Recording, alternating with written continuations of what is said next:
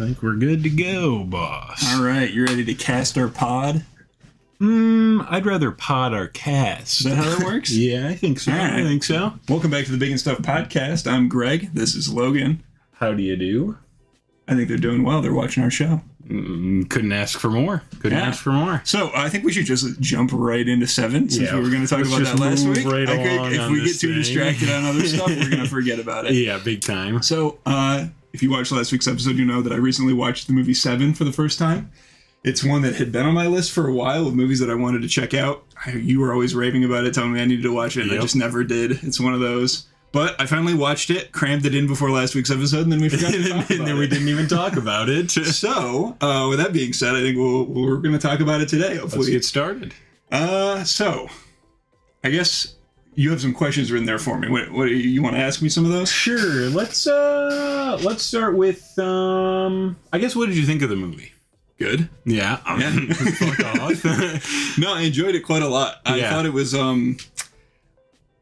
like a cool, it's almost like a mystery, but it's not really like, you're not as concerned, well, you're not really trying to think about like who is this guy, because you're kind of seeing who he is throughout the murders. Right. And so like it's not really like mind. It's not really like a whodunit, because the answer is just some guy. Yeah. But it's like cool to see the detective's process of like how they Go assess about each crime things scene. out. I also really enjoyed that you don't ever see the murders happen. You only see the aftermath of them, which I think is more chilling in a way. Because if you see the murder happen, that's like a horror movie. Yeah. But if you're just seeing the aftermath of it, that's kind of what you see of crimes in real life. It's very rare that you ever see something horrific happen right in front of you, hopefully. Honestly. But you know, you see on the news and stuff what they report on, and what you see talked about is the aftermath of these terrible things happening. And so to only be limited to that viewpoint in the movie, I think makes it scarier than it would have been if it was just like, I feel like it would have been just a Saw movie, basically, if you had seen the murders happening. And it kind of puts you in the shoes of the detectives as well, because you're only seeing what happened afterwards. Okay, I gotta say, who the fuck is moving to this city? Oh, idiots, dude. Dude, it's straight up Gotham City. On steroids. Take the comic book characters out of Gotham City, and that's where this movie takes place, pretty essentially. much. And no Batman. Yeah, without Batman. This is Gotham City without Batman. Yeah. But when Mills, the detective played by Brad Pitt, he's talking about he moved here like intentionally. I'm like, you idiot! Why would you want to live here? Oh my god! It's blows my mind. That was pretty funny that their apartment was like right under a train station or something. And so like every 5 minutes their whole house shakes. It's like, dang, that would suck. Really screwed him on that one. I would not be able to live there. Yeah. So I didn't know anything about this movie going in. Like straight up, I knew it was like murders and like a detective thing, but that's it. I did not know who was in it. Every time somebody famous would show up, I'd be like, oh, they're in this movie? Like, oh my gosh, I didn't know Morgan Freeman and Brad Pitt and Gwyneth Paltrow and Kevin Spacey were in the movie at all. I was just like, holy cow. About Kevin Spacey. I forgot that he was even in the movie until he showed up. I was holy shit. A little too good at playing a creep. I think he excels at it. Yeah, I think he's a really good fit for the role. Oh, 100%. Yeah. Definitely not difficult to be made uncomfortable by him. No, dude. And like the scene where they're driving out to like the middle of the desert at the end of the movie. Yeah. And the whole monologue that he gives, I like the framing of the camera. Yeah. You're always, when you see him, he's always behind the bars of the police car that they're in. Yeah. And that was really cool. And his whole speech about like nobody being innocent, they're like, you kill these innocent people, and then he like breaks down in this tirade about like all the sins they committed. And some of them I'm like, okay, I kind of they don't deserve to die, right? But not, maybe they were kind of a jerk, and not like in the way that they like the corrupt politician or the judge or whatever. Right. Like, okay, he probably didn't deserve what he got, but he probably deserves a little bit of comeuppance, right? Yeah, but then the other one, like the fat guy, he's just like, oh, he's so fat, he's disgusting to look at, so I killed him. And I'm like, yikes, dude. Damn. I don't think you needed that. That's not that much.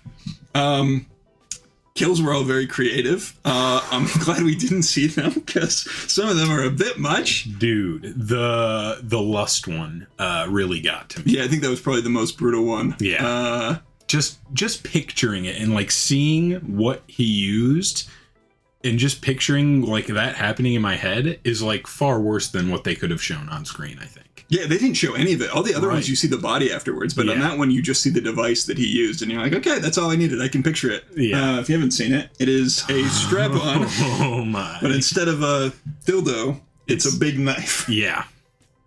I think you can picture the rest of that situation. Enough said. Enough said. Yeah, that's all you need. That was pretty yikes. I was like, ugh. When I first watched, well, not the first time, but when I was rewatching it for this, I had to stop at that scene, and I just took a break, and I came back and watched it like 2 days later. But I was like, I could not. I was like, yeah. So I was taking notes as I was watching it because I wanted to be refer back, and we've got them up here. And they're just real like stream of consciousness stuff. It's not really in any kind of order. Right. But one of the things when that part came up, my whole note is just bruh. I think that's pretty accurate. I won't lie to you. That seems pretty accurate. Yeah, that was rough. Hyper specific Netflix ratings is my first note on there because when I started up the movie. Yeah, what did you mean by that? So when I first started the movie, I watched this on Netflix, and you know, when you start a movie up in the corner, it tells you like rated R for whatever, and this says like bizarre and grisly aftermaths of strange types of murder or something like that. Like it's like really like specific. You know, usually it would just be like graphic content or nudity or whatever is the ratings information, but this is like somebody wrote that specifically for this movie for sure because it was too specific. Have you watched any other Netflix movies that do that?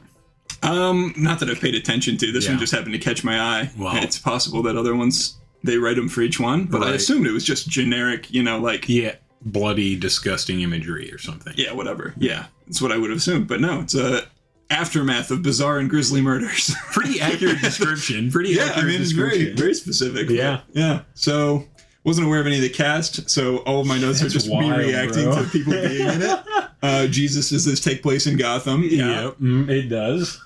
And then guessing what 7 was, I guess 7. Damn, you really had no idea what this movie was about. No, I really didn't. I didn't know what 7 was, but yeah, I saw the fat guy and that he ate himself to death, and I was like, 7? That's where they're going with this. The 7 deadly sins. So he was gluttony. Yeah. And then I'm not going to list all of them because I don't remember all of them. I don't remember either. I tried to go over them in my head earlier, and I was like, I can't. Okay, maybe I can actually. Okay. We had gluttony. Yep.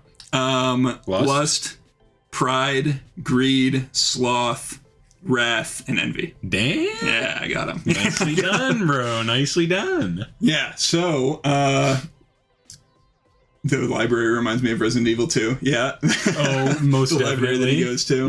Looks a lot like the same police station setting. What did you mean by, damn, this is a dicks out kind of movie, huh? Oh, there's one scene where there's a cadaver and he's just got his dick hanging out. I forgot about that. Yeah. All kinds of guesses about what things are. Dude, what the fuck is Tracy? Dude, when she calls up Morgan Freeman, like asking to talk, I was like, she's trying to smash. That's what I thought. But no, she was just looking to talk to somebody who had lived there for a while. I'm pregnant. Rest in peace. Yeah. We can just jump right to the ending. Well, dude. What's in the box? I'd heard that before. That's like an iconic quote. I didn't know what it was in reference to, but I knew it had to do with this movie. And it was Tracy's head in the box. Pretty Detective wild. Mills's wife. Mm-hmm. That's pretty rough. Pregnant wife. Yeah, and he didn't know about that until after he finds her head. Yeah. So that's a bit much. That whole plan at the end, though, for John Doe's plan to get him. Dude. Wow. Well, in a movie sense, genius writing. Yes, Sure. Yes. Yeah. I don't know if I want to give the killer enough credit to call him a genius, but certainly very creative situation writing from the filmmaking perspective. Yeah. So Mills's wrath, and then because the killer was envious of Mills, he's envied, so he concocts this scenario to get the detective to kill him. Right. Which he does. And I see I've written there, what would you do in that situation? I'd have shot him too. Yeah, same. I would have done the exact same thing. Yeah, certainly don't blame him. Yeah. I don't know. I feel like you can just let him go. Yeah, you don't have to put him in jail. You can just let him go. Yeah. You're off the police force. Move out of here. Yeah. Man, I don't know why anybody would want to live there. Like, I get in a situation, because I mean, there's cities with high crime rates and stuff in real life, obviously. And a lot of the time, you know, the people that live there that are lower class, they're stuck there. They were born there. Right. Their parents moved them there a long time ago or whatever. Yeah. And so they're kind of stuck in that situation. It's hard to get out of it. But if you are a successful, like, police detective living in, it sounded like he was coming from like a smaller area, maybe more suburban. Right. And coming into this place on purpose, just for the clout of it, of like, oh, I'm going to go to the baddest city around. Like, ooh. I don't think they specify where this takes place. I think it's just a vague... evil city. Bad city. Yeah. Well, because inside of it, it looks like New York. But then when they go outside of town, they're like in the desert. Yeah. So I imagine that's just, they just filmed it, in separate places. But the geography of it it's not any real world city that I can think of.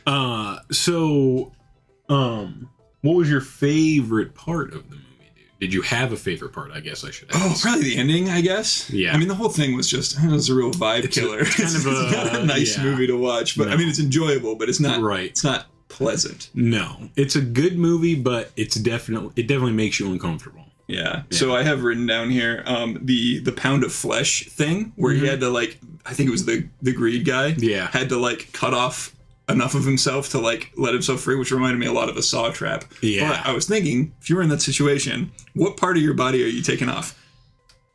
I don't know, because like I would probably try to take off something that would hurt the least. And probably bleed the least. Right. I don't know what that would be, though. Maybe, like... I don't know. And also a pound? Fuck, I don't know. Maybe, like, just below my calf down? Yeah, I was thinking, like, the calf area. Because you can't take... He said, like, no bone was allowed. It has to be just flesh. Oh, fuck. So you gotta just take off... literally just the meaty part. So I guess if you're, like, really fat, that helps. Maybe your jug... Maybe my... Give yourself a little breast reduction surgery. Yeah, there you go, dude. Yeah, but I feel like more flat chest. You're gonna bleed a lot regardless. Yeah, I think you're dead no matter what you do. Yeah, I don't know. I guess if you had something like you could wrap yourself up, right? Maybe because the bleeding is going to be the worst part. Because it's not like you're going to take out any internal any organs, vital organs or anything like that. So you really wanted to just, I don't know, maybe like. I would not want to flaps under my arm like this stuff. Maybe, dude. I don't know, but that would. It's not a pound though. I don't think there's a pound of that. It's gonna hurt anyway. You're chucking off a chunk of your body. I don't think it's gonna be nice anyway. True. Yeah. So I don't know. Maybe some belly fat. Well, he took the love handles, didn't he? Yeah, but he still died. He bled out. I think. I think you're gonna bleed out no matter what, dude. You're cutting off part of yourself. Yeah. I think you're just kind of fucked. I don't know. Maybe you could do it like real piecemeal, like because I don't think he had a time limit, right? So I think, can't remember. I don't think so because I think he just kind of left him there. Yeah, he left him there over the weekend. So like he just had all weekend to try to like. And what was it? Some kind of a mechanism that would let him loose, or was he just going to come back and check on him and see if he had done it? I don't. Or was it bullshit? And I think it was just bullshit. I think he was just trying to kill him anyways. Well, because there was the Pride lady that he killed, who was like a super attractive lady, but she was like mean on the inside or whatever. Yeah. And so he was his thing for her was that he cut off her nose, and then he gave her a phone and some sleeping pills and said, "You can call for help and survive, but you're gonna look like this, or you can just overdose on sleeping pills and die." Right. Dude, I can live without a nose. I know. But she was that was her sin, I guess. Yeah. So she's not the type of person that would prefer that. I'd be okay without a nose. You can get a prosthetic nose, dude. I've seen. Yeah. It's not that bad. I mean, it would suck, but like you'd be all right. I'm trying to think if.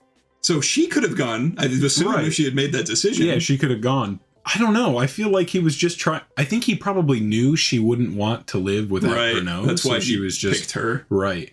So maybe it was the same thing with this guy, and he was just going to kill him anyways, and he didn't care.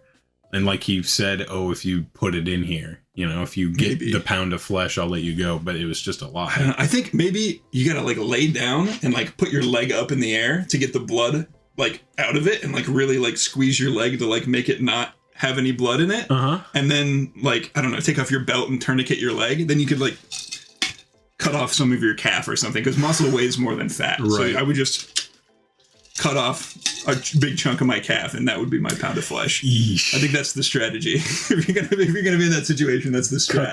Cut the calf. Yeah, you got to tourniquet your leg somehow though, so it doesn't bleed. Right. I think that's the.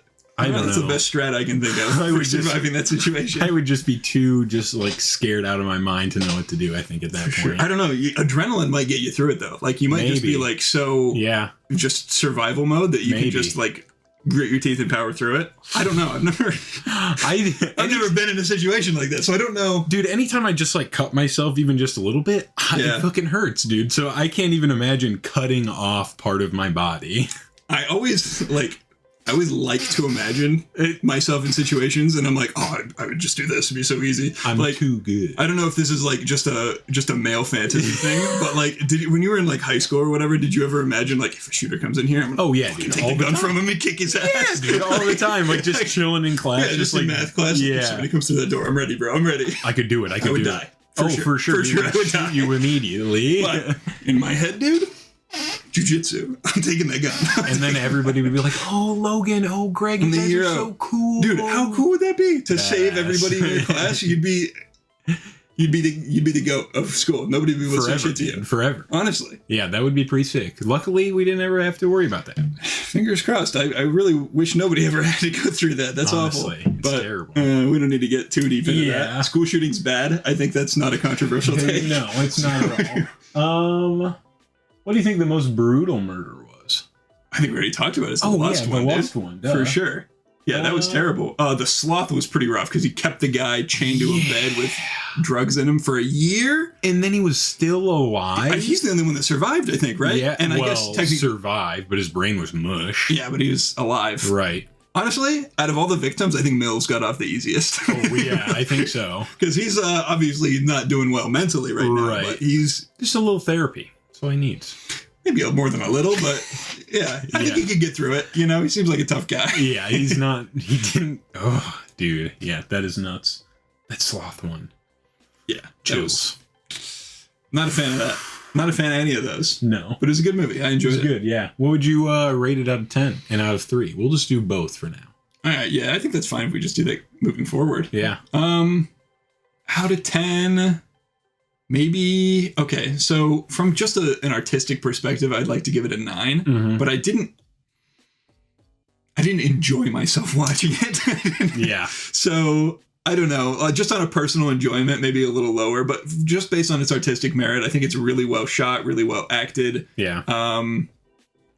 Just really well put together a lot. So story's really good. I think I'm going to go 9, but like a 6 or a 7 maybe for enjoyment. I think I'm going to go, something like that for enjoyment. And then on 3-point, I guess. Probably a 2. It's maybe going to be conditional. I think if you enjoy this type of movie, it's a 3. Because this is one of the best of this genre of 100%, movies. Yeah. But if it's not something, you know, if that type of thing makes you squeamish, you don't like kind of gritty crime type stuff, it's probably not for you. I would pass on it. But if you're into that and you enjoy those kinds of movies, I think it's a 3 on the 3-point scale for sure. I would agree with the 3, and then I would probably agree with your 9 as well. Artistically, I'd probably do a 7.5 on enjoyment, just because. The whole like the lust thing and all the murders, they bother me a bit, but like I can still appreciate the movie and I still like to watch it. Yeah, I know what you mean. So I'd probably do like a 7.5 on enjoyment, and then I'd say a 3 if this is your kind of movie, but if not, definitely stay away because it's good though. I'm glad I watched it. I'm definitely glad I watched it. It's just like, you don't have to have a fun time watching a movie for the movie to be good. You know, there's a lot of movies like that. Oh, yeah. Pretty much all of Ari Aster's work, who directed Hereditary and Midsommar and a couple of short films. I was going to say, he hasn't done any other movies, has he? Not recently, not since Midsommar. But those are all movies that I think are fantastic. I watched them each once, and then I think I'm good. I'm good. I don't need any more of that. I still need to watch the director's cut. Oh, yeah. I would like to rewatch them with someone. Like just to see their reaction to it. Because I've got what I needed, but to see somebody else go through that experience, I think would be entertaining. It definitely would be kind of fun. Big time. Yeah. So, I think we've covered 7, but I'd like to move on to the new Chainsaw Man chapter. Yeah. Or do a little review of that. Sure. Okay. So, part 2 so far, we've had the new kind of, I guess it's going to be kind of our like protagonist for now anyway. Asa Mitaka, who's bonded with the War Devil. Yep.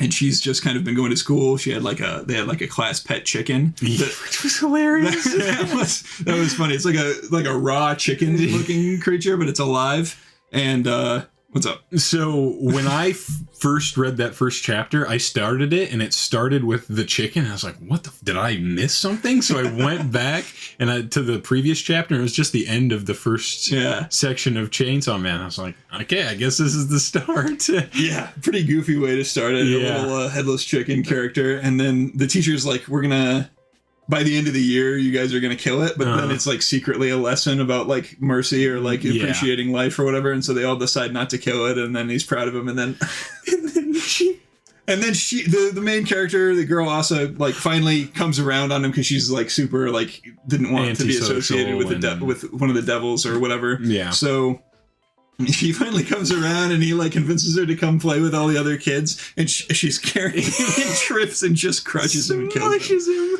That was brutal. Yeah, and then everybody like just started hating her after that. I felt kind of bad for her, but also you fucking killed the chicken, dude. Yeah, what are you gonna do? So she eventually, is kind of outcast from the school because of that. And then the class representative, the class president or whatever, like kind of befriends her, and then they hang out. Start hanging out, but then turns out there's an affair going on between her and the teacher, and this is so wild. They like set up a scenario to like try and I don't know, were they trying to kill her? I think they were just trying to like kill her. They were trying to do something to her. Well, because the class rep was a demon, so I think she was just... No, she wasn't a demon. Oh, wait. Yes, she was. Oh, okay. It's been a while since I read the first chapter. Yeah. I was like, dude, am I wrong here? No, you're right. So they were luring her into a trap. To kill her, I think. And then... and they do. Yeah. But then the War Devil comes and bonds with her. Similar situation with what happened to Denji, except that was like a much Pochita was a cool guy who's trying to help him out. This is like, I'm gonna actually be in charge. I'm a bad guy here. And so now she's got this, she comes back to life and she's got the ability to like make weapons out of things. Yeah, so like she takes the teacher's head and rips his head off like the Predator, and then turns his spine into a sword, and then she rips off the hand of the devil girl that she's fighting, and then turns it into a hand grenade as like a pun. Yeah, and so she fights her, and then she declares that she's going to make Chainsaw Man vomit up nuclear weapons, which I guess he ate like the nuke devil or something in the past and erased it, and so she wants to bring that back so that can be like under her control. Which kind of sick. Pretty intense. Yeah. So now she's got this split personality thing going on where she's like half her original self, but then she's also got like half of like the War Devil. The War Devil, kind of a Green Goblin or a Smeagol situation going on where she switches back and forth. What did the War Devil say she could call her? Oh, I don't know off the top of my head. She gave her a name. Yeah, I don't remember. Because War Devil is too mouthy. Mouthy. We're still recording? Yeah. Sick. I don't know. This looked weird, but we're recording still. We're good. Yeah, we're going to check periodically on that just because... we don't need to have another issue like last week. If you've seen the last few episodes, it's been a little rough on that. We're working on getting another camera, though, so hopefully that'll be sorted. Hell yeah. So for this chapter, I think we're basically caught up to where we're at. She ends up befriending another classmate, and she like gives her shoes, and like I was a little sussed out by this girl at first because like she's being too nice, but it seems like she's legitimately... Especially after with the first Chainsaw Man, with Denji like trying to make friends with people, and then they just turn out to be evil and try to kill him anyways. Yeah, that was a little rough. So I've got to I'm just sussed out by everybody in this story. Good for a good reason. But she ends up joining like the Devil Hunter Club of their school, which is an interesting thing to have. Weird, yeah. But Yoshida, the guy that the War Devil asks out because she wants to make him into a weapon. Oh yeah. She possesses him or whatever, and he's like, no, I'll pass. No thanks. I did not realize on my first read through, but he was in part 1. He's the guy who fought Quan Chi, and he's got like the big tentacle devil that he summons. Oh, seriously? Yeah. It's the same guy. Sick. I didn't realize it until after I was looking through memes and it's like, I wonder if that's he's the same character. Why the War Devil asked him out to try to kill him. Well, she didn't want to kill him. She wanted to like make him into a weapon because if she's dating him, then it's her boyfriend, so she owns him, and so she can make him into weapons. Yeah. Okay. Which is kind of what she wants to do with this other friend that Asa has made. So, War Devil's a pretty interesting character because it's like she's clearly the villain, or it's clearly the villain, and then you've got this human character that doesn't want anything to do with her. And it's like it kind of just a cool like back and forth dichotomy between these two halves of where it's like kind of the same. Right. It's like a split personality, but it's also two different beings. It really is like Gollum. Yeah. Yeah. It's very cool. Mm-hmm. I'm enjoying that aspect of it. So back into the current chapter that you're going out and hanging out and like on the hunt for devils or whatever. Mm-hmm. And the Bat Devil from part 1 shows up. He's back from hell, I guess. Apparently. Because when devils die, they just go to hell and then they can come back from hell. And it's just kind of a cycle that repeats like that. So I guess he made his way back somehow because I mean, the Bat Devil is the same one that Denji fights at the beginning of part 1, right? Right. Yeah, I think so. And that's kind of where we leave things. How have they gotten out in the past? I can't remember. Like, how do they get out of hell, or do we not know? I don't remember. I don't either. I can't remember if that's something, because I know, how did they get out of hell when they went, or did they not go to hell with the astronauts with their legs up? That was in hell. They had the hell. I'm trying to phrase this. Yeah. Because there's a lot of terminology. So Makima was there in hell with them, and she used her control devil powers to control somebody who had a contract with the Hell Devil who can open portals up back and forth between hell. And that's how they got out. And that's also how they got in, was somebody using that contract. Gotcha. So, okay. Ooh, but Makima's dead now. Yes. I think, because, I mean, obviously devils had shown up on Earth prior to that. I don't think the Hell Devil was ferrying all of them. I think maybe if they get powerful enough, or if enough people are scared of them and that imbues their name with more power, they can kind of materialize in the real world. That would kind of make sense. That would be kind of cool. Maybe, but then there's also some weak ass devils that we see, like the Tomato Devil at the very beginning of the series, or the Sea Cucumber Devil, that are just absolute pushovers. Well, maybe they become devils on Earth, and then they just don't get killed until. Oh, yeah, that's also possible. And then they don't come back. The fear of an idea of something generally manifests a devil, and then it's on Earth until it gets killed, and then it can come back if it's brought out by something else. Yeah, exactly. Okay, so what do you think happened with the Bad Devil then? How did he get out? Well, I'm thinking it's a two-way thing. It's similar to how it just re-manifest. Yeah. Okay.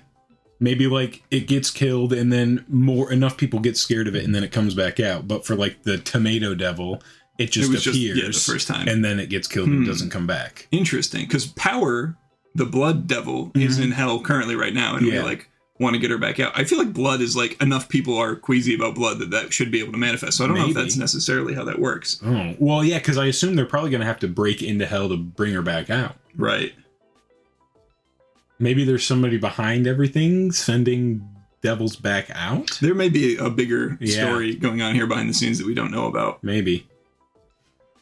Very interested to see it play out. And I also am really excited to get back to our original crew, back to Denji and all those characters that we left behind in part 1. Yeah. Because they got to show up at some point. But so far, you think maybe he'll show up and kill the Bad Devil again? And that would be kind of sick. Just randomly happen upon them? Because right now, the War Devil says they're not strong enough to fight the Bat Devil right now, and the War Devil can't take control of Asa's body if she's too afraid. Scared. Yeah. That's interesting. So maybe he will show up, kill the Bad Devil, and then be like, "Oh."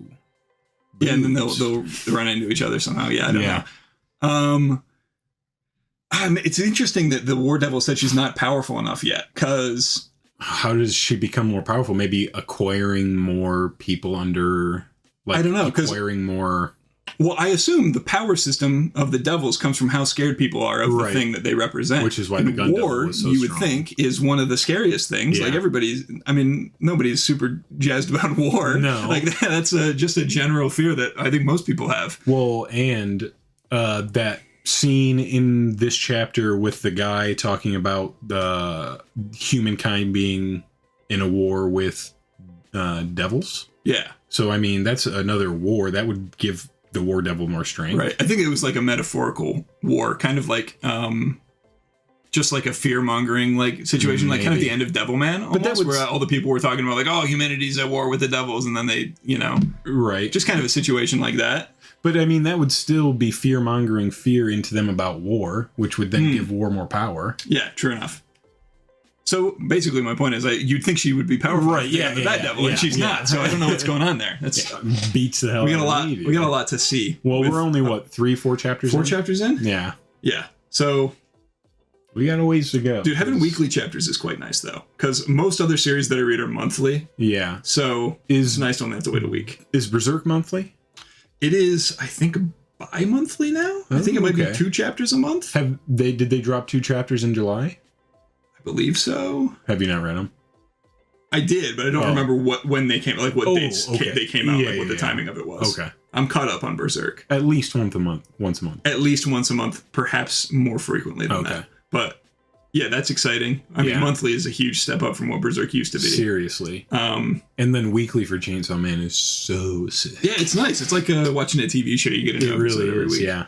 I do wish the chapters were just a little longer. But you know, that's the way you get weekly. Yeah. So I imagine they would be longer if it was monthly, but then you'd have to wait longer. So I don't want to. Yeah. Well, you can't even read the chapters at the length that they are. Eat my nuts. You read the latest chapter right before we started recording.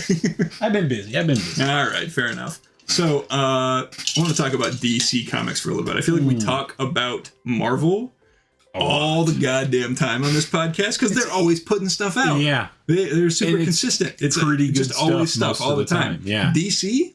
What the hell is going on with DC right now? They're big dummy heads over there. I really have no idea. And I've said this to you before, but I haven't said it on podcast. Looking just at comic books, I tend to enjoy DC's comic book output more than I enjoy Marvel's output. Yeah. Obviously, characters like Spider-Man and like Wolverine, a couple others are ones that I kind of like to follow off and on in Marvel and that I enjoy reading. But generally speaking, most of the comics that I read and collect are DC comics. Yeah. I've got a ton of Green Lantern. I really like Batman. The Justice League. I read through the whole New 52 Justice League run. It's good. I really like DC's comic book output. Yeah. But they don't know how to fucking make a cinematic universe. Not at all. They don't know how to do it. You've got the blueprints. Marvel's doing it exactly the way you need to do it. Just do it like that, and you're fine. So what is this new 10-year plan? Have you heard anything about that? I haven't looked into it much. I think I've heard that said, but I don't know what it means. Okay. I don't know what it specifically entails. Right. But they had a 10-year plan 10 years ago. It failed miserably. Yeah, and they've made a handful of those movies at most. Well, they meddle too much, I think. I think Marvel does meddle with their movies, but they have they know what they want to happen in their movies, and then they get really solid directors and they say, hey, this is kind of what we want to do. Follow this template, but put your own spin on it. Exactly. That's kind of the Marvel method, it seems like. But it feels like DC is not really doing that, or they weren't. I think what Marvel has that DC does not. Marvel has Kevin Feige. They've got one guy who has a vision and who is orchestrating all of it. Yeah. DC does not have anybody. They've got the CEO of Warner Brothers is making decisions, and then individual directors making decisions. Crazy thing to do. Jeff Johns occasionally will come in and say something, and it's it's so fragmented and there's no plan. Right. And it seems like they just kind of make movies based on how well the last movie did without any regard. Because Batman vs Superman comes out, people didn't like it. So they pivot with the next one, and then Wonder Woman has a different tone, and then people liked it, and so they're like, oh, Justice League was going to have the darker tone, but people like Wonder Woman, so we're going to go back, and we're going to re-edit it so that it's more like Wonder Woman's tone, but then people didn't like that one, so we got to go back to, and they just keep flip-flopping back and forth, back and forth. They just don't know. They're just very reactionary with their movies. Instead of planning out, this is a story we want to tell, they're like, okay, people liked or didn't like the last one, so we'll do more or less similar to the last one for the next one, and they just do that. And also, they've got several timelines going on. Work, and they're making Joker and the Batman, and they've got all kinds of TV projects that are not canon, and it's just so fragmented and all over the place. And it just seems like they're throwing everything at the wall, hoping something will stick, and then basing their next thing off of what did stick. And it's such a mess. They need to do more stuff like the Suicide Squad with James Gunn, because that. It's a really good movie. So a lot of the times, they're movies on an individual level I've enjoyed. Yeah. The last quite a few, I would say. Of solo movie kind of deals. Yeah, I've enjoyed for the past few years, every DC movie that's come out, I've enjoyed on a per movie basis. Right. But they just don't have anything to do with each other. They're set in the same universe, but like there's no crossover. There's no involvement. So half of the actors, we don't even know if they're involved or not. Like Ben Affleck is back now. Like he was out and then he's back in. He's going to be an Aquaman, and then but he's not the Batman anymore. What's going on with Michael Keaton now too? Yeah, he's like they were going to have him be the Batman. Yeah, but I assume he was going to get introduced through the Flash movie, which I don't know what's going on. It's still coming out. Ezra Miller is fucking insane. Absolutely nuts. I don't know what's going on with him. He's insane. Like every news story I hear about the guy is like the most nut. He's like taking children hostages and bringing them to gun-filled farms and running around with a bulletproof vest. Yeah, and a gun. Like, assaulting random people in Hawaii and like getting into fights. And I'm like, what's going on with this guy? People are talking about like he has a cult or something. Yeah. Like, and yet he's still the Flash. Which makes no sense. So weird. And then they fucking canceled the Batgirl movie. Yeah, okay, that's the big thing that made me want to talk about DC is they canceled the Batgirl movie. Right. Which I was kind of leading into that talking about the Flash because I figured Michael Keaton's Batman was going to be introduced in that, and then it would make sense why he was in the Batgirl movie. Right. But now Batgirl is canceled. Which apparently they finished it. Like there were test screenings. People had seen it. Right. Which is why they canceled it because the test screenings were bad. The Warner Brothers put out a statement saying, the test screenings were really bad or whatever. But people that went to them said it was all right. Like it wasn't the best movie they'd ever seen, but it was certainly not bad enough to scrap a $90 million project out of nowhere. You know what I mean? like they've put out worse movies in the past, basically, 100%. Is the general sentiment. Yeah. Like, they could have released it and recouped some of it, but I guess the new strategy right now is just they don't want to make anything that isn't a big blockbuster tentpole. So all of their smaller scale stuff, they don't want to do that. They don't want to have anything be cheaper. But that is how you build your base to get those bigger blockbuster movies. You need to get more people liking your movies by putting out more smaller films like that Batgirl movie. But also, $90 million is not a super low budget movie. No. I mean, you could make a fantastic movie for $1 million. You could make it for even less than that. I've seen, like indie films and stuff that are made on the super cheap and they're great. Right, yeah. Obviously, superheroes tend to lend themselves to bigger budget stuff. But like $90 million is plenty to have a solid superhero project. There's plenty of TV superhero stuff that works with budgets less than that. And they're fine. Yeah. So I don't know. I think they just really want everything to be a big tentpole blockbuster that comes out theatrically. And so they're just canceling everything that isn't that. Although James Gunn did put out a statement that says Peacemaker is safe. They're not canceling Peacemaker. There's no way they would cancel Peacemaker. Yeah, Peacemaker was really good. I enjoyed that quite a lot. Yeah. That's so good. That's the only canon DC Universe show, right? They haven't made anything else besides that? I mean, they've got like Doom Patrol and stuff, but I don't think that's not part of the DCEU. That's its own separate canon. Like Doom Patrol and Swamp Thing. Teen Titans and Swamp Thing, that's its own universe. Yeah. Which is like a DC TV universe, but that's separate from the Arrowverse, which is on the CW. And then the DCEU mainline universe, I think, just has Peacemaker as its one show. Yeah, I think so. Dude, I don't sit up straight very often. I'm like way taller than you. So this is how that feels? Feels bad, doesn't it? Yeah. Anybody who's listening audio only for this bit is I didn't know what the hell we were doing. So, yeah, DCEU's all over the place. Black Adam looks cool. Yeah. The Rock is really making it seem like it's huge. This is going to be the state of the DCEU is changing. The balance of power is shifting, and people are like, "Oh, are you going to fight Superman?" And he's like, "No."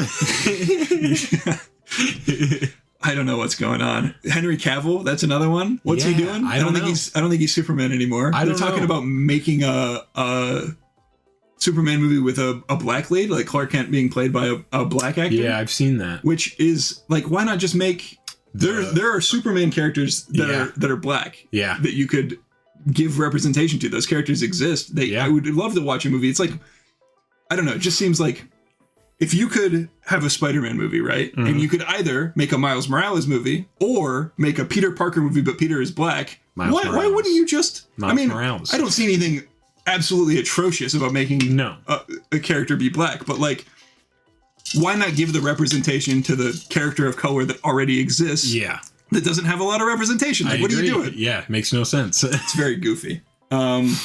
So I don't know what they're doing with that, and if that's going to be canon, because like, is he just going to be recasting Henry Cavill as a black actor? Or is it going to be a total reset and then that'll be its own universe, just like how the Batman was its own universe? I don't know, man, because I don't like the idea that they're going to do that in the first place, because there are those Superman characters that are black. Mm-hmm. Why not just do that? And you could bring them in, and then you could have a Superman for the main DCEU universe without having to bring back Henry Cavill or recast him. You could just have a different Superman. Exactly. And that would be fine. I agree. Then you could have a Superman, which we don't have right now. I think that would probably get a lot of backlash too, though, if they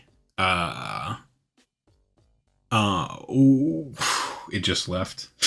I don't know. I don't think there's too much backlash about like Sam Wilson Captain America. No, I mean, like if they didn't have the like Kal-El in the DCEU, like right. if they made, you know what they should have done is not brought him back to life in Justice League and then just left him dead. Then they could bring in a new Superman. If he was going to quit right after Justice League, why bring him back to life?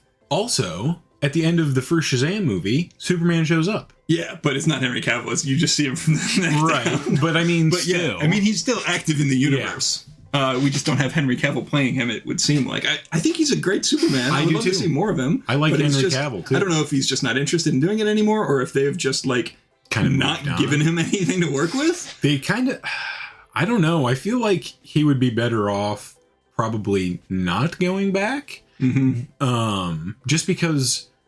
I don't know. The Man of Steel was pretty good. Mm-hmm. It was not bad. But then, like, in the other two movies that he's been in, I feel like he's gotten a lot of, like, heat from them. Like, with the mustache removing thing, that was more aimed at the... I don't think any of the criticism leveled at that version of Superman is criticism of Henry Cavill's performance. Right. I think it's people not liking the way he's written or the way the effects are around him and stuff like that. I don't think anybody has a problem necessarily with him being that character. Maybe he just needs to get a good script for a good Superman movie. I think that's probably what he's waiting on. I've heard he's looking to join Marvel, like they're going to cast him as something. I've heard Mr. Fantastic, which I don't see him as Mr. Fantastic. He's too big. Yeah, which, I mean, I guess he could slim down, but you got that much muscle. Why get rid of that? Yeah, just play a muscular character. Right. Like Captain Britain would be sick. Captain Britain would be really sick. Or Wonder Man. They're doing a Wonder Man thing. Wonder Man I think he would be so great. Good. That's kind of a Superman-ish character. Yeah.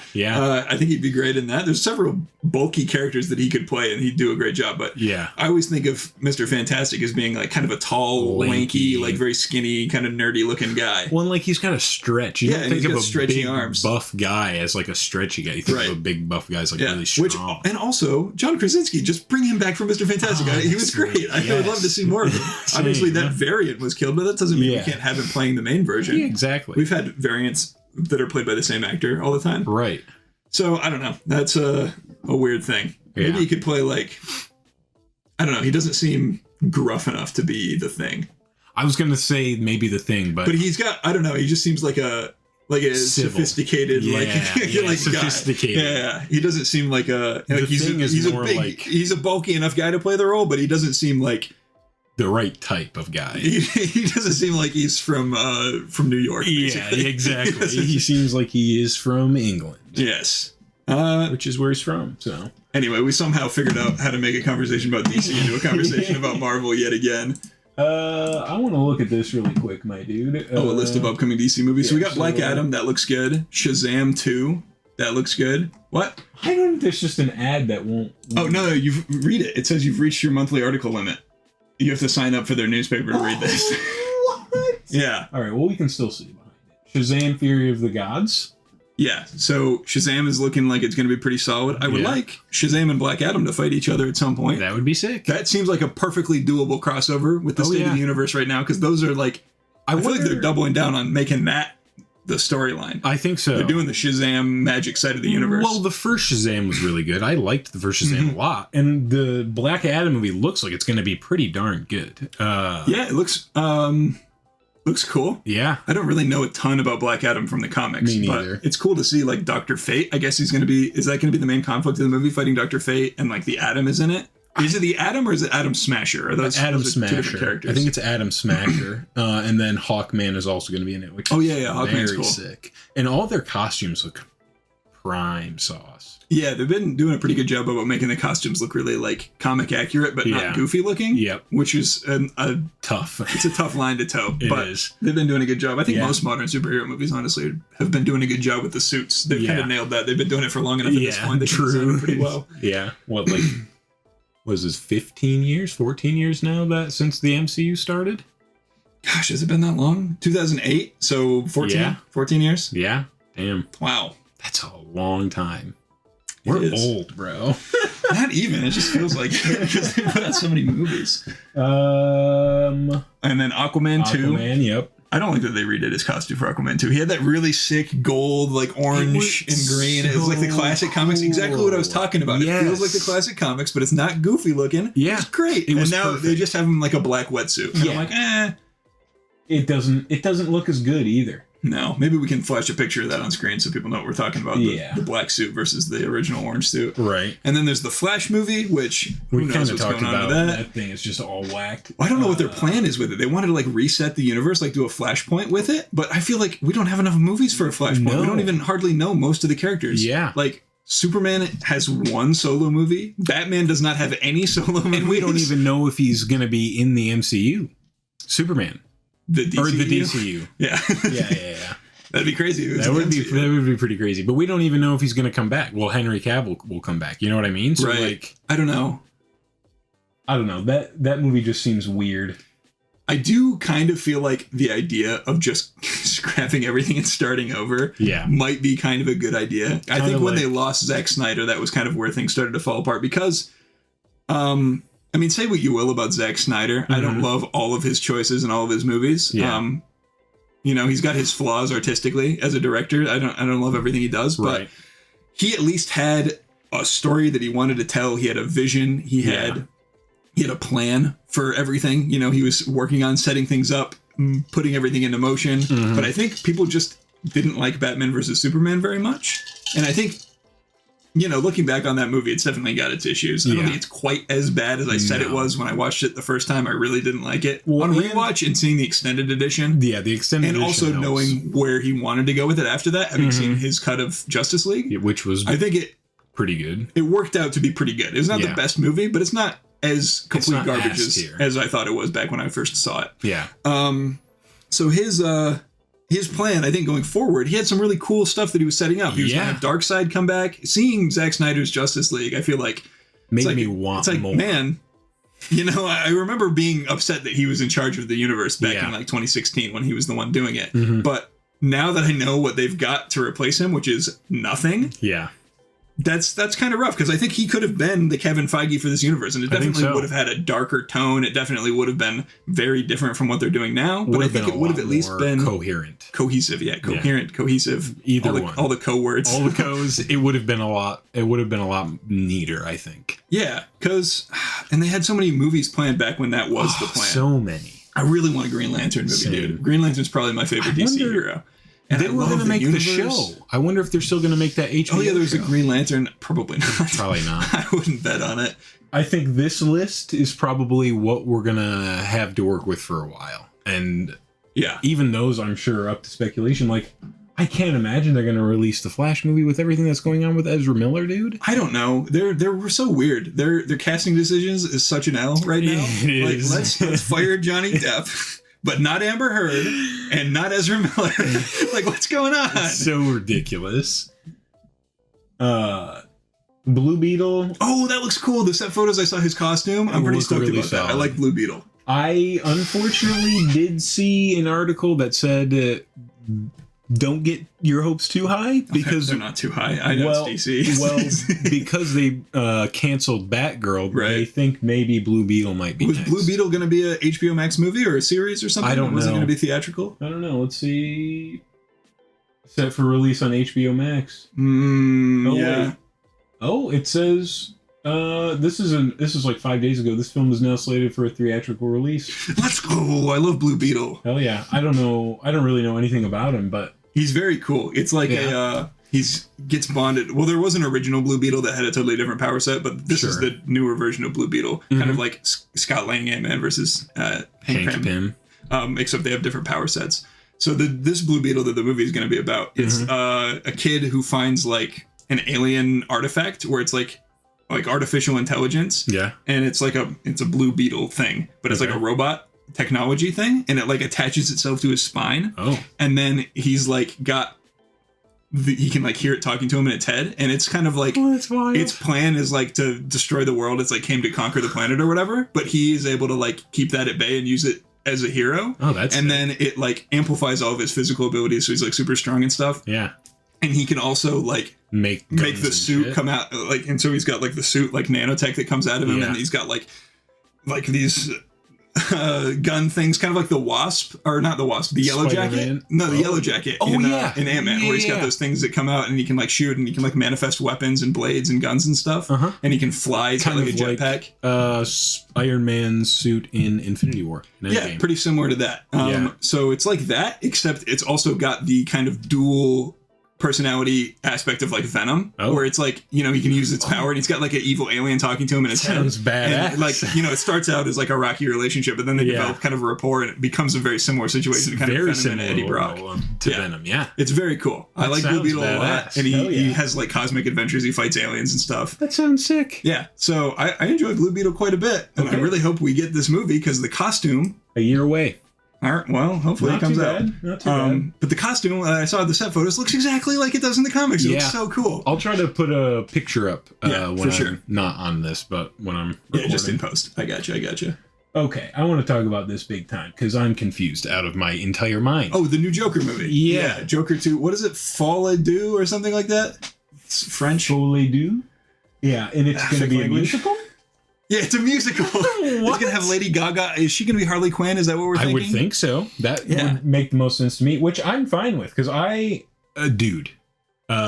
big time favorite movie alert. A Star is Born. Love that. Yeah, that's a solid one. I really like Lady Gaga on that. So she's got some acting chops, yeah. Yeah, and so, I mean, if this is a musical and she's going to play Harley Quinn, I don't see why this would be like the perfect casting, I would think. Yeah, I don't have any issue with it. I'm just confused about the fact that it is a musical. It's very confusing. When the first movie was absolutely not a musical. No. So it seems like a super random choice. If that's how it had been the whole time, it wouldn't be as weird. A little. Am I going to be peeking the mic? Yeah, I think you're going to be. If that...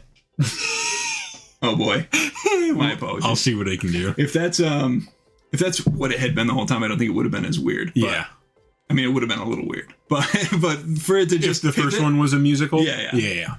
But for it to just pivot straight into musical territory, I don't know how it's going to be. I have no idea.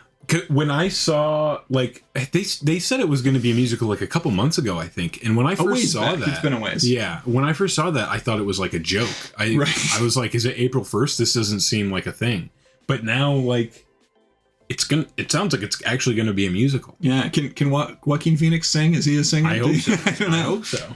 I wonder if it'll be just because like they're insane, you know, so they're like hallucinating musical numbers and stuff as like part of like, you know, that would be kind of their delusions of grandeur of like, oh, I'm, you know, blowing kind of a city. That scene at the end of the movie where he's like putting the blood in his mouth and the smile like that kind of vibe, of, like imagining. And like he imagined having a girlfriend the whole first movie, like that kind of similar vibe, but just like with musical numbers, right? And like having them like do sinister things or whatever while doing a musical. I don't know. I feel like there's a way you could do it, and it could be like absolutely, yeah. But it's weird. It would take a more skilled person than me to pull that off because that sounds tough. Yeah, it just seems like an odd choice. Very odd. I'm definitely stoked because It's the same director, right? Todd Phillips? I believe it is. I don't know that for sure, but I think it is. I gotta assume it probably is. And does he have any experience directing musicals?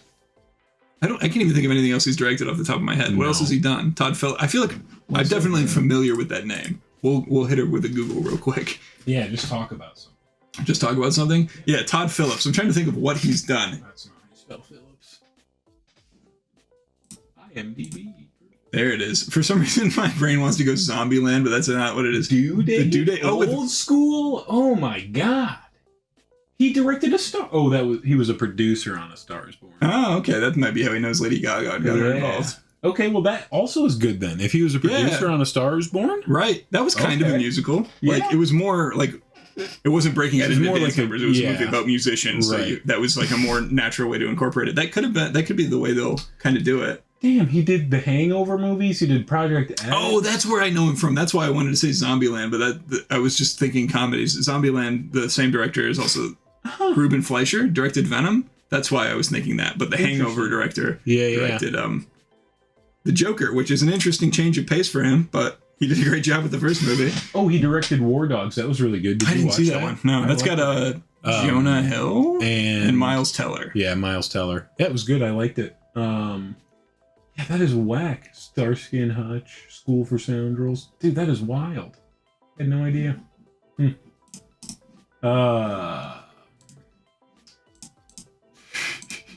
get a lot of tabs open. I got a lot of tabs open. The Batman 2 is confirmed. That's pretty cool. I also heard that they're doing a Batman spin-off series about like Arkham Asylum. Oh, like a horror series? Yeah, like a show. I wonder if that's still a thing. I don't know. A lot of stuff feels like it's on the chopping block if I feel like Batgirl can get canceled like that. Well, I don't know. No, probably. It's probably everything is at risk, I'd say. Except for like the first few things that we talked about, like Aquaman. Yeah, well, because those are going to be big, like mainline blockbusters, and I think that's the direction they're trying to pivot into. They don't want to do like TV stuff. Shows. But I don't know. People really liked the Batman. I think maybe because it's not going to be about Batman, maybe it would be okay. Like if it's like spin-off stuff about like minor characters. Well, and it's going to be the same director that directed the Batman too, isn't it? No, he's not involved in the show. Well, he's involved in the show, but he's not directing it. He's going to be directing the Batman 2, but he is going to be involved in. He's going to be like a producer. He's not going to direct it. He's like giving them ideas and helping out with it, but he's not in charge of it. Gotcha. Well, but it's going to be like a horror thing set in Arkham Asylum, right? I don't know. That could be really cool. I would really like. I feel like seeing some of the more crazy villains with that tone and vibe of the Batman. Seeing something like a Killer Croc or like a Mr. Freeze or something like that. Just double checking the recording, everybody. Yep. Yeah. Yeah, that would be sick because Batman's Rogues Gallery is so fucking cool. I think he and Spider-Man are the two with the best Rogues Galleries. 100%. Because like every other hero, even the most iconic heroes, you probably can't list that many of their villains. No. Like, I could sit here and name Spider-Man and Batman villains all day long, but you ask me to name some Wonder Woman villains, I can maybe name like 3. Cheetah. That's all I got. Ares. Oh yeah, Ares. Yep. The Mandalorian.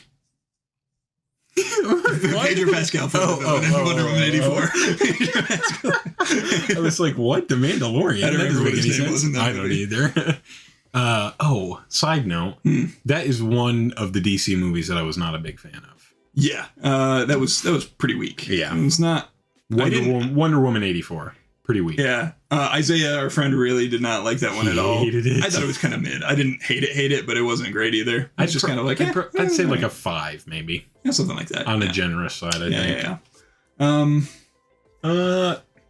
I don't know. I really liked the first. What do you think they're going to do for a Batman 2? I don't know. I think I would like them to use a villain that does not get a lot of love, because seeing the Riddler in the first Batman movie and how he was portrayed was very cool, and so I would like to see somebody else get a little bit of love like that. Yeah, you know, it would be a weird one, like kind of a sleeper, like they've never used it before and nobody would expect them to use it. What? But it would work really well with the tone and the kind of psychological horror deal that they're going with. Yeah. Mad Hatter movie would be crazy. Ooh, that would be kind of nuts. Right? Yeah. Like he's a serial killer and who uses like mind control stuff and like hallucinogenics and like is trying to like infiltrate Batman's life, and like sick. Batman's like trying to solve the murders, but then he gets locked into part of the delusion that this guy is setting up, and like he is, like trying to differentiate between reality and the unreality that the Mad Hatter is causing, and like all this stuff. Yeah. And because he can like mind control, you wouldn't be able to trust anybody. It would be like the Thing type scenario where like if he feels isolated. Yeah. That would be a cool scenario that would be sick. Have never seen in a Batman movie because that's such a low level like C-list villain. Yeah, I always forget about Mad Hatter because he's not really in a lot of stuff. But I think he's a cool villain. He's a goofy villain. Yeah. but so is the Riddler, and they did him really cool. So I think they could do Mad Hatter really cool. I think so. That would actually be really sick. Yeah, that would be like a good second movie. And then I think maybe... I think they were working kind of towards like a Court of Owls type. Yeah, I was going to say Court of Owls. Court of Owls is like... It's so cool. I need to read. It's never been in a live action movie, but I wouldn't say it doesn't get love because it's... Everybody knows what a Court of Owls. It's like a huge thing. It's going to be in the new Batman game. Well, yeah. What do you think about the Gotham Knights game? Are you excited for that? It looks kind of weird to me. I'm kind of excited because it's a new Batman game, and I like that that you can play as all four of those characters, right? Yeah, that's pretty sick. But also, it's not a Batman game. Right. Who's making it? It's just like Warner Brothers Montreal or something, right? It's not Rocksteady. Because Rocksteady's making the Suicide Squad game. Right. Which is very cool. I'm actually excited for that. Do we know when that's coming out? Soon, I think. The Suicide Squad kill the Justice League. That's so cool. The idea of having the evil versions of the Justice League be the villains that you're fighting in the story as the Suicide Squad and like being so outmatched. Trying to kill, characters like Superman and Wonder Woman and the Flash next year. That's not too bad. Yeah. So that just seems like a really cool idea to me. And I know I've said to you before that I'm kind of sick of the idea of like evil Superman, just because I feel like we get more evil Superman stuff than good guy Superman stuff. Like even the more heroic versions that we do get are still a lot of the time in a darker vein, which is kind of what Zack Snyder was doing. But I think he wanted to build to a more hopeful Superman eventually. Like he wanted to get him to that point, kind of like how Marvel had to get Spider-Man to his origin kind of point where we're at now. Yeah. I think that's probably what they were going for, and having him start out be kind of surly. Mm-hmm. But in every other form of media, I mean, you get so much evil Superman, even when it's not Superman, even if it's Homelander or if it's Brightburn or if it's all these other things, if it's Omni-Man. Yeah.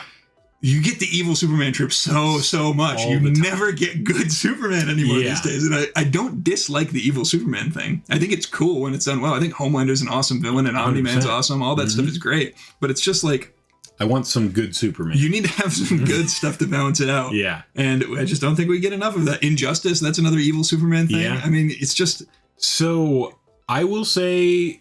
I don't read a lot of Superman comics. Mm-hmm. When I was in high school, my mom bought me like this just like collected short Superman comic. Mm-hmm. And I read through it. And like, this was after I'd watched Man of Steel. And that Superman in that story, I can't remember what the story was, but in that story, he was so much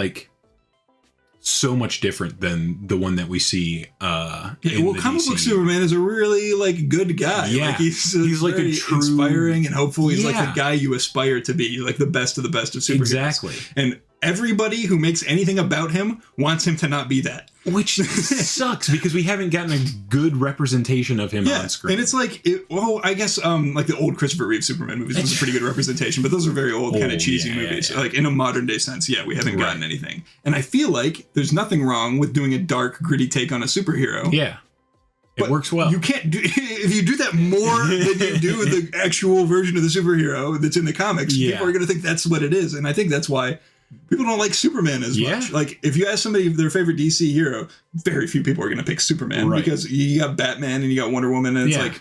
And you're just accustomed to seeing Superman as kind of like not the best guy. As just like boring. You either see him as like a boring, like, oh, I'm Space Jesus and I don't know what to do. Or you see him as like, oh, I'm just the best guy ever. I'm a Boy Scout. I have no trouble with anything. And there's no character development there because I'm not interesting. Which is not what Superman is. That's just how he's represented in media. So people think that's what he is. The whole God complex thing that Zack Snyder was trying to do, I was not a fan of. Right. Which I think, again, that's part of him building towards... Right. But he just didn't get time to flesh it out. He didn't get time to flesh it all out. I'm giving him the benefit of the doubt on that. Maybe he wouldn't have, but... He just straight evil Superman and killed him in the next Justice League movie. Yeah, I don't know. But... Yeah, I just want to see more good Superman stuff, and we just don't get any. And honestly, right now, we don't get any Superman at all. We have no Superman. When did the first Superman movie come out? Like 2013? Man of Steel came out in 2012, I want to say. Okay. 2011, 2012, something like that. So 10 years ago. Yeah, a little bit more than 10 years ago. That's shitty. Yeah, it's been a long time. And then he was in Batman vs. Superman, but people didn't like that movie. And then he was in Justice League, and that's really the only we've seen of him. That sucks. Yeah. Because I would love to see like an actual good guy Superman movie. You know what I mean? Like a true to comic book. Yes. So anyway, I just wanted to get that little discussion out because All we do is talk about the MCU. That being said, I do like the idea of having to fight Superman as a boss, as the Suicide Squad. I do like coming way. Yeah, that was a whole tangent, but yeah, that seems like it would be really cool because I like the idea of fighting bosses that are so out of your league. Like you would think conventionally, there's no chance that the Suicide Squad beats the Justice League. Like that's just not happening. No, but. The Justice League is taken over by Brainiac. Yeah, Brainiac is like controlling them. So do you think, I guess since this is a video game, it's its own kind of one-off universe. It doesn't take place at the same time as anything. Like it's not in the same universe as anything, so you can actually kill the Justice League. Right. I was going to say, do you think they'll kill him or do you think they'll just like free him and like not actually kill him even though the title is Kill the Justice League? But since it's its own thing, I think you can. You can just kill him. I think it would be, if they don't kill them at the end, I think the game will lose a point in my book. Yeah. Regardless of how it plays, if they don't kill the Justice League at the end, I think it'll lose a point. I imagine it'll, or at least I hope it'll be like almost like planning heists in Grand Theft Auto, where like you have like, okay, this is going to be the Flash mission. So we need to come up with a specific coordinated plan with contingencies. And, you know, like you have to go over here and at this time you activate this thing and you'll be here and you can like, you can like swap between the characters on the fly? I think so.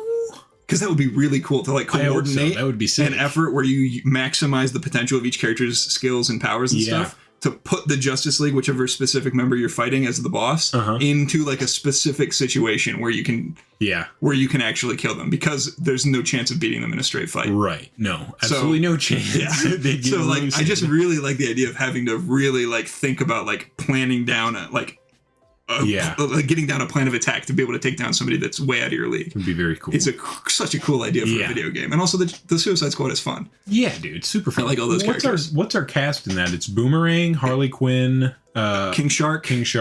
I want to say Deadshot is in it? Probably Deadshot. Deadshot's in it? Probably 4. Is Captain Cold in it? No, I don't think so. Look, can we got a picture.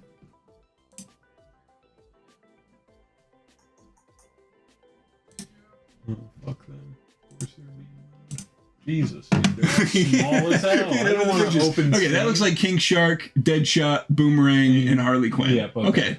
Yeah, that's a good lineup. Yeah, I feel like you could kind of coordinate them and take care of. That's a pretty different angles. That's a pretty typical roster. Yeah, that's the kind of the standard Suicide Squad roster. Mm-hmm. That's cool.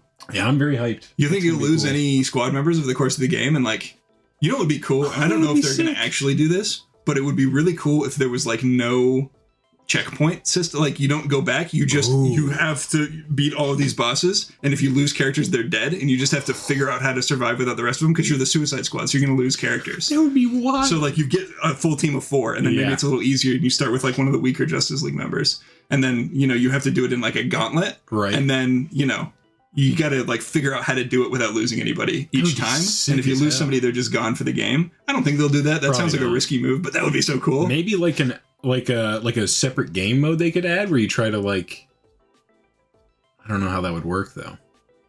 To try to go through and beat all of them. Like a speed run, like a boss rush type of deal. Yeah. Because I'm sure there's going to be other stuff besides just fighting the Justice League. There's going to be goons and levels to explore and stuff like that.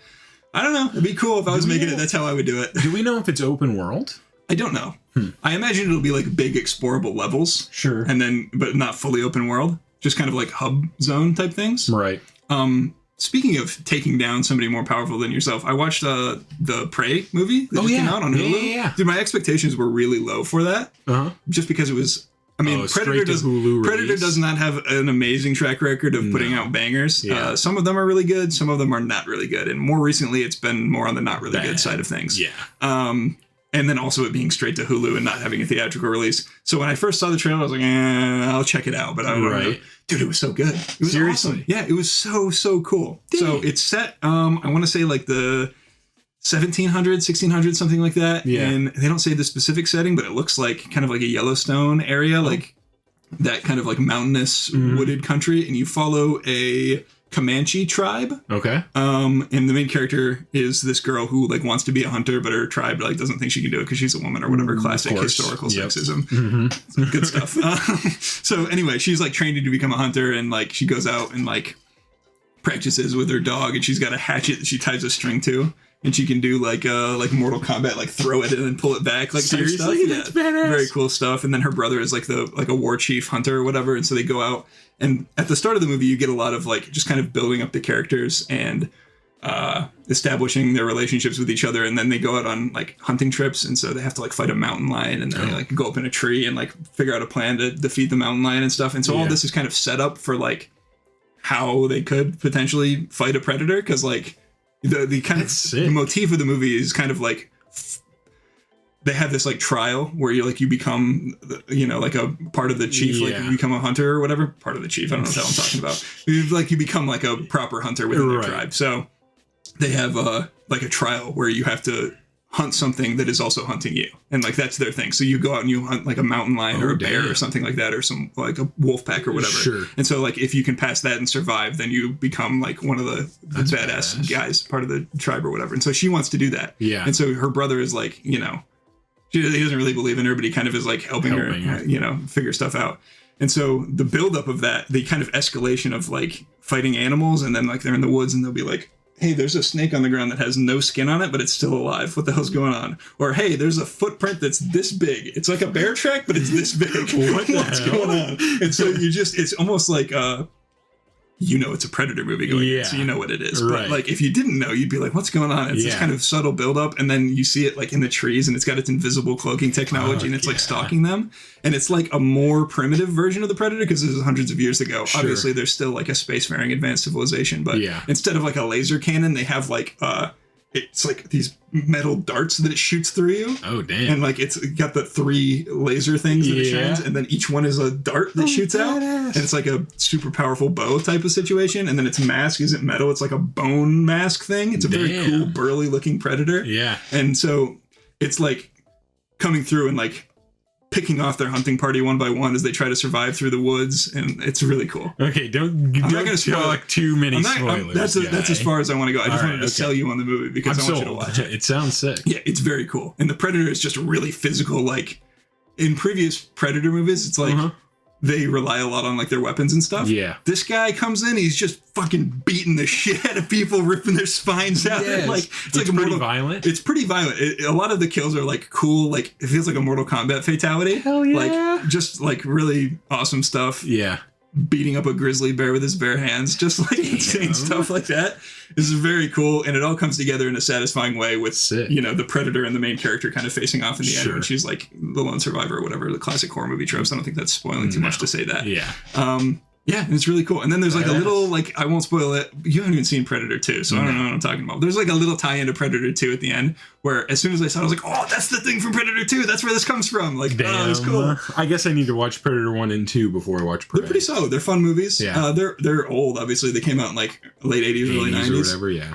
They're pretty fun. I like the first one. It's got Arnold Schwarzenegger, and basically a similar situation, but he's with a bunch of Marines in the 80s, and they're all like macho badasses, and to watch them get hunted down and killed by the Predator is cool. Yeah. And then it's like a 1v1 with him and the Predator at the end, which is, this movie echoed a lot of that. Like a lot of, a lot of like callback lines of like, they're like, okay, is it even possible to kill this thing? And they're like, if it bleeds, we can kill it. And I'm like, that's from the original. Let's go. I know that line. That's awesome. Yeah. So I really liked it, dude. I think they should have released it in theaters, because I would have paid to go see it in theaters. I don't know. Maybe they just didn't have faith in it because the last one didn't do very well. Maybe. I don't know. I got a little gripe about the naming scheme of the Predator movies. It's stupid. Whack. You've got Predator, Predator 2. So far, so good. Yep. Predators. Mm-hmm. Okay, a little bit of Aliens vibe. That's all right. I can live with that. Predator, Predator 2, Predators, The Predator, and then Prey.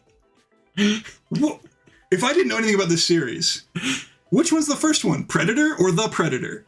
And then after that, maybe Predator 2 comes out after whichever one is that, and then Predators and Prey?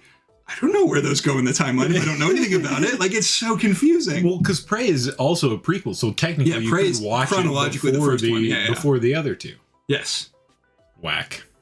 I don't know, man. It's a big whack. It's a little weird, but I enjoyed it quite a lot. I definitely recommend checking it out. And with that, I think this episode's gone on a little longer than it usually does, but I'm satisfied with what we got to discuss. We talked about quite a lot today, and I think it went pretty good. Yeah, I enjoyed myself. All righty, dude. I will let you do the intro because I stole it from you. You're going to start on it, and then you're going to jump in? This has been the Big and Stuff podcast. Thanks for watching. Don't forget to like and subscribe, and turn on that notification bell so you know when we upload a new video. Hell yeah. See you later.